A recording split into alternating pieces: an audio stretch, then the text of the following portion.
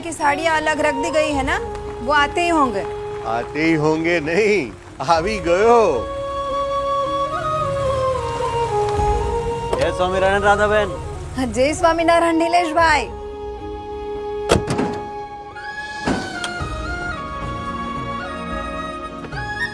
जय स्वामीनारायण काका। जय स्वामीनारायण।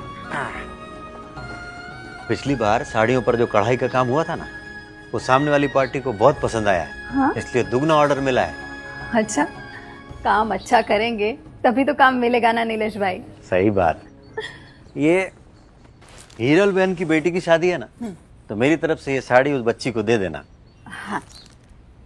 अरे नीलेश भाई, आप थोड़ा जमाने के हिसाब से भी चला करो। क्या है ना, जब देखो तब परोपकार, सेवा, भलाई इन्हीं कामों में लगे रहते हो। सच बोलूं तो आपको धंधा करना आता ही नहीं है।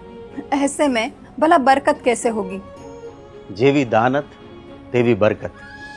मेरे हिसाब से तो धंधा उनको करना नहीं आता जो नोट गिनने को ही कमाई समझते हैं, जबकि असली कमाई तो कर्मों की होती है। सत्संग में हमको यही सिखाया जाता है, और एक कार्यकर होने के नाते यही मैं बाल सभा में भी बच्चों को सिखाता हूँ। और फिर जवाब में शेर ने कहा, आप ठीक कह रही हैं महारानी, शिकार करना हमारा कर्म है, परंतु राजा होने के नाते जंगल के सभी प्राणियों की रक्षा करना हमारा धर्म। और मैं इसी दुविधा में हूं कि धर्म और कर्म दोनों में संतुलन कैसे बनाऊं। समझे? चलो अच्छे से है, पढ़ो। ध्यान दो। नरेश की तबीयत कैसी है नीलेश भाई? यहाँ के डॉक्टर की बात समझ नहीं आ रही सुबोध भाई।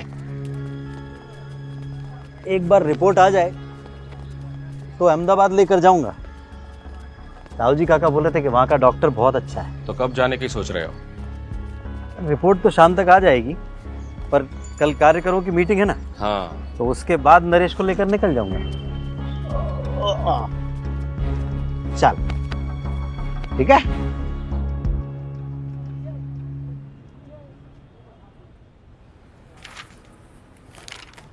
नीलेश भाई, मुंह का कैंसर है, वो भी लास्ट स्टेज का।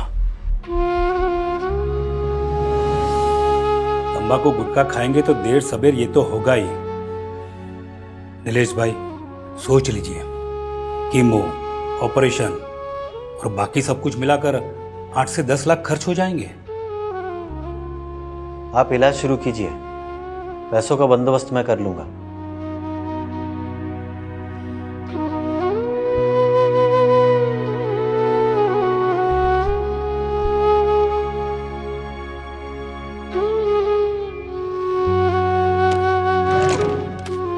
डेढ़ लाख है नीलेश भाई, 2-4 दिन का टाइम देते ना तो थोड़ा ज्यादा दिलवा देता।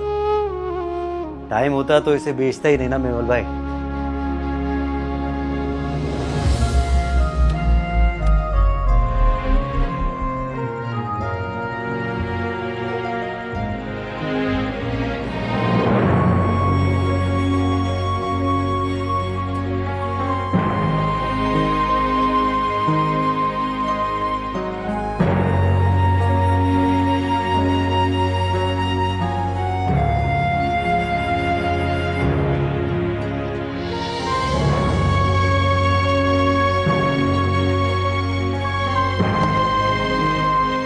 हाँ अशोक भाई, हाँ नरेश को ऑपरेशन के लिए अहमदाबाद लेकर जा रहा हूँ। हाँ मोटा भाई है साथ में। नहीं नहीं, उत्सव सेवा के लिए बराबर टाइम से पहुँच जाऊँगा मैं। जय स्वामीनारायण। चलो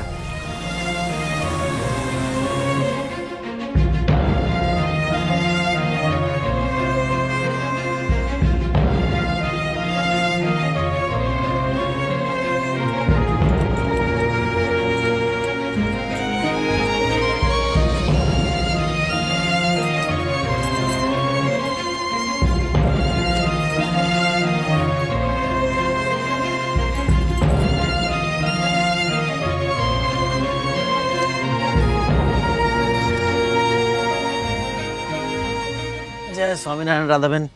जय स्वामीनारायण। जय स्वामीनारायण काका। जय स्वामीनारायण। बैठो बेटा।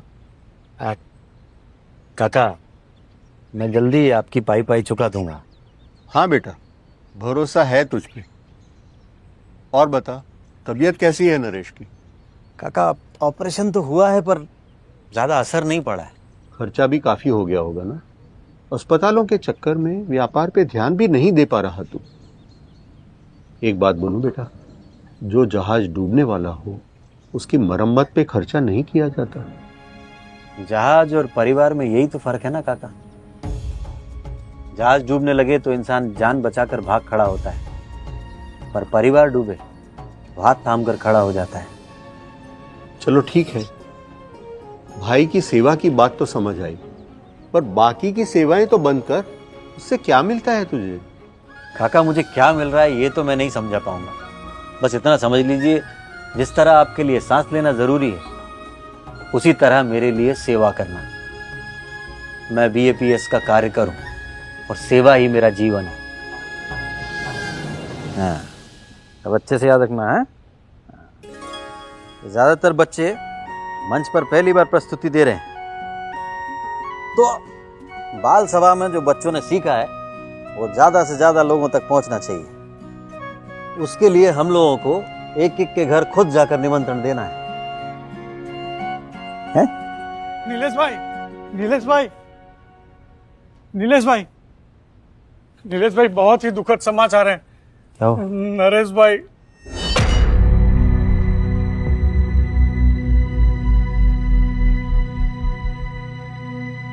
मैं स्वामी जी से बात करता हूँ। हम परसों के बाल परण का कार्यक्रम अगले सप्ताह। सांसों को तो एक ना एक दिन रुकना ही है,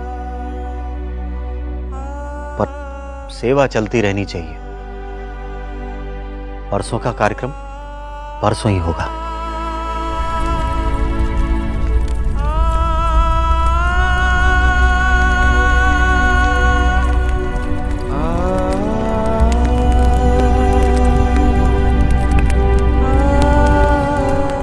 नीलेश भाई, मैं आपसे एक निवेदन करना चाहता हूँ। अरे आप आदेश कीजिए। आइए बैठते हैं।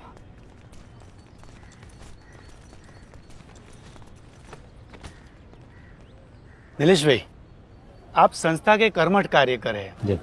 दुख, तकलीफ और संघर्ष के दिनों में आप एक कार्यकर के रूप में अपनी हर जिम्मेदारी पूरी निष्ठा और समर्पण के साथ करते रहे।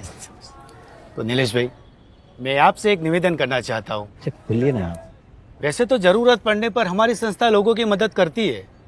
जब हम दूसरों की मदद कर सकते हैं तो आपके जैसे कार्य करके क्यों नहीं। अरे तो नीलेश भाई, मैं चाहता हूं कि आप तेज भाई, संस्था तो मदद करने को तैयार ही है, मैं ही मदद नहीं लेना चाहता।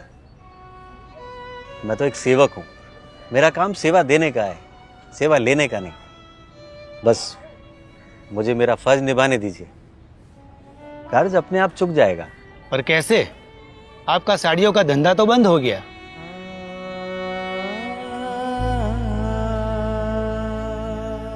ताक ले लो, आलो, गोमे, હેંડે, ताक ले लो, ताक। ઓ શાકવાળા ભાઈ, નિલેશભાઈ તમે? हंसबेन, ताजी सब्जी है, ले लो।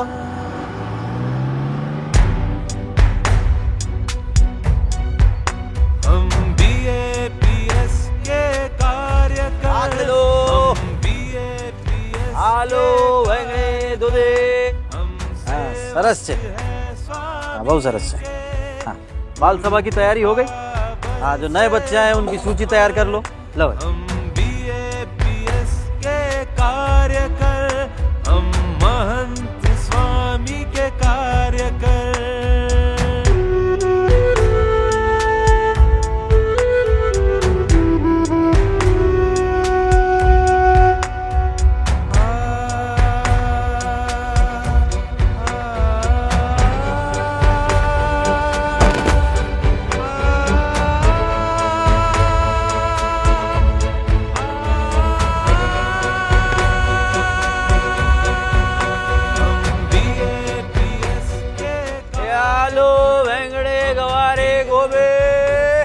हाँ, इस रविवार बच्चों को रिहर्सल के लिए सारंगपुर लेकर जाना है। हाँ, एक बस की व्यवस्था करनी होगी।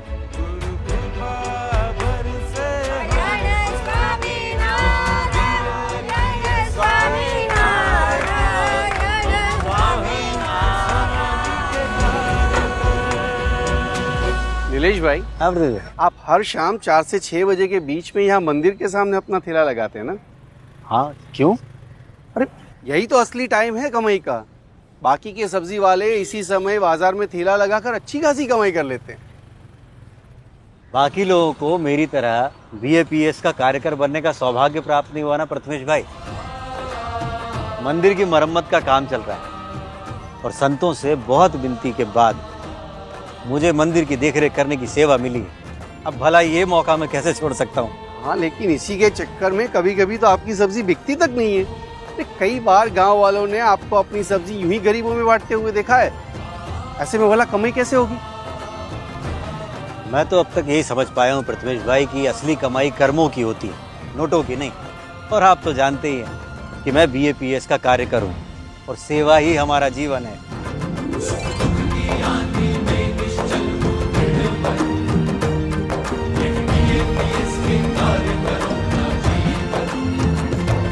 इतनी विपरीत परिस्थितियों में भी नीलेश भाई का स्वभाव कभी नहीं बदला। खुद तकलीफ में रहे लेकिन सेवा में कटौती कभी नहीं की।